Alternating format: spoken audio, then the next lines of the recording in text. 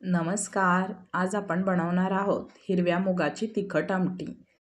प्रथम आपण कुकरला 1 वाटीभर हिरवे मूग शिजवून घेणार आहोत. त्यासाठी कुकरमध्ये 1 वाटी हिरवे मूग, मुगापासून 1 इंच पाणी, त्यामध्ये हळद मीठ घालून आपण कुकरला 3 शिट्ट्या करून घेणार आहोत. आता कुकर थंड झाल्यावर ह्या शिजलेल्या हिरव्या मुगाला आपण रवीने किंवा स्मॅशरने थोडं घोटून घेणार आहोत. त्यामुळं आमटीला एक दाटसरपणा येईल. तर आता आपण फोडणी करायला घेऊया. प्रथम आपण आता गॅसवर एक पातेलं ठेवून त्यात 2 चमचे तेल गरम करून घेऊयात. मग त्यात जिरे घालूयात. जिरे तडतडले की ठेचलेले एक 4-5 लसणाच्या पाकळ्या.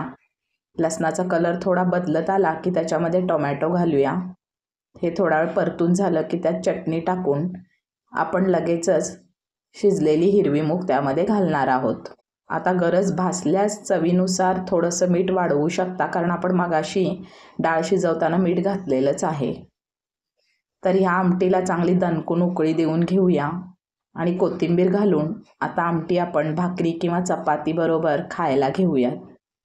माझी ही रेसिपी तुम्हाला आवडली असल्यास लाईक करा, शेअर करा, सबस्क्राईब करा. संपूर्ण व्हिडिओ पाहिल्याबद्दल खूप खूप धन्यवाद.